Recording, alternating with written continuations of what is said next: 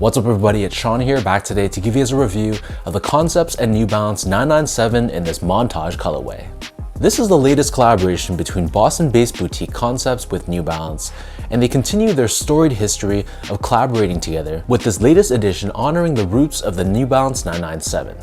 So this is a silhouette that released back in 1990. And interestingly enough, Concepts and New Balance have collaborated many times in the past, specifically on the 997 silhouette, releasing legendary models, for example, like the Rosé colorway, luxury goods, and the New York-Boston rivalry pack. So this was an incredible period of time around 10 years ago for the New Balance 997.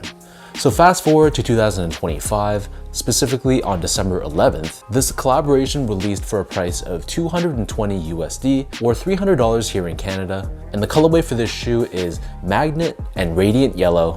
But what makes this collaboration so special is that it specifically pays homage to the roots of the 997, specifically the early 90s with its grungy aesthetic.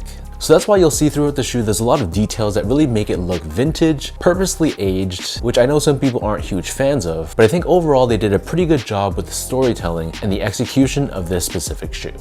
So unfortunately, this pair does not come with a special box. This is just your normal gray colored made in USA New Balance packaging. We have the dark gray New Balance logo on the top lid. And then here's a look at the label of the shoe. It doesn't even say Concepts here, but it does have the style code of this sneaker, which is U997CNP. So diving into the details of this sneaker, as we start things off with the toe box, this is covered in a perforated gray colored suede which feels very soft to the touch. Overlaid on the edge of the toe box, we have an asymmetrical overlay of that same suede, but this is unperforated. And then moving downwards towards the tongue, we have a layer of golden yellow colored suede which also feels very soft to the touch.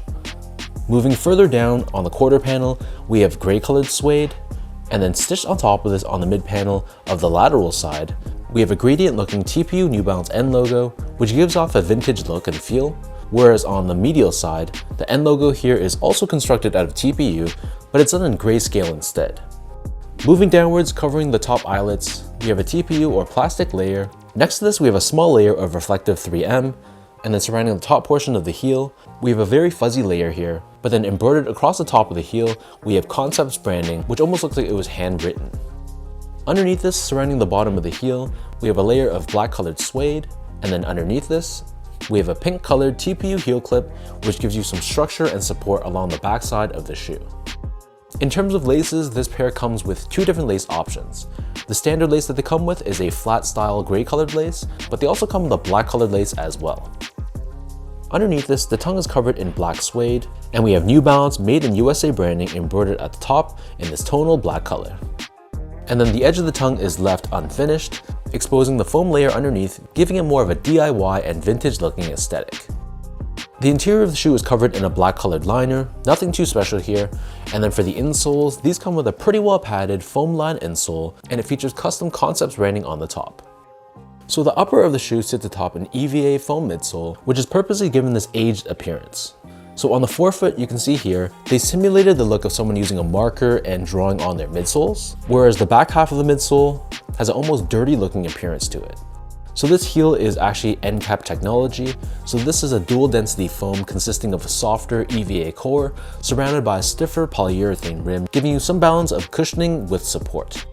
And then on the bottom of the shoe, the outsole here is all constructed out of rubber. We have these horizontal slits on the forefoot, along with New Balance 997 branding on the heel. And then in the middle, this is just exposed black colored foam. So that breaks down the look and the construction of this shoe. And for those wondering about how these fit, so to me, I feel like recent 997s, since they've been brought back, they do fit a little bit more roomy than the 997s I have from 10-ish years ago. So in the past, I was able to go true to size, no problems, but for the recent releases, I go a half size down, which is what I normally wear for a lot of the made in USA New Balance shoes. So in my case, I'm a true size 10, slightly on the wider side. I got these in a size 9.5, which is what I usually wear in models like the 992, 993, and most of the 990 series. So if you're someone that always goes true to size, keep in mind they may fit a little bit roomy, especially from a length perspective. That's why for me, I preferred going that half size down just to give me more of a secure, snug one-to-one fit. Moving on to the comfort, so unfortunately the 997 has never been an extremely comfortable model. The reason for that is predominantly because the heel is quite elevated and it feels quite stiff underfoot. there's not too much give, and the drop between the height of the forefoot and the heel is pretty extreme. So when you're wearing these, it almost feels like your feet are slanted forward or downwards a little bit, almost like you're wearing a mini heel. So some people love the 997. To me, I love how it looks, but I've never been a huge fan of the overall comfort. It's not to say it's gonna be super uncomfortable, but comparing this to like a 992, 993, or the 990 series, the 997 has never been one of my favorites from a comfort standpoint. However, I do have to say the upper of the shoe, because of the suede that they used, it's extremely soft. It feels very broken in straight out of the box. So that's one thing I really enjoyed. Finally, in terms of the quality and craftsmanship, so overall, I thought that the quality of the shoe was pretty decent. The suede I thought was very, very soft, very buttery to the touch. I know that word is overly used, but honestly, you run your fingers across it, you can see the suede just changing colors. It felt very nice. And the overall build and craftsmanship, while it wasn't perfect, there were some very minor issues with stitching, but for the most part, the panels were consistently sized and placed between my left and right feet, and it was free of any major issues, so that was great to see, considering this is more of a expensive, elevated New Balance collaboration.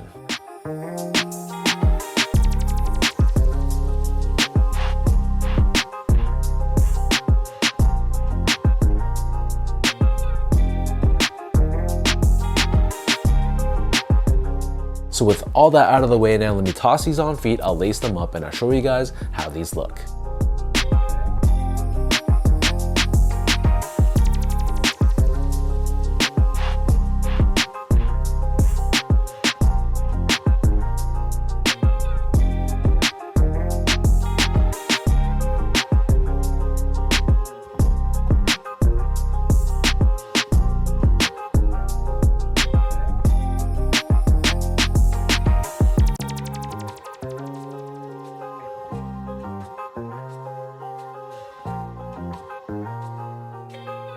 Like I mentioned from the start, I know a lot of people aren't huge fans of new sneakers that look aged. So if you're in that camp, then it's totally understandable that you're not a fan of this shoe.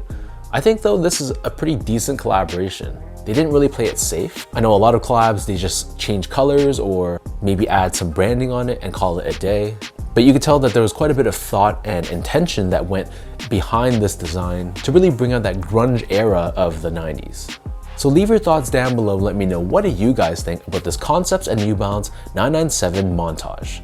What are your overall thoughts on the design of this shoe? Are you a fan of this aged look? Are you just not a fan of the color palette?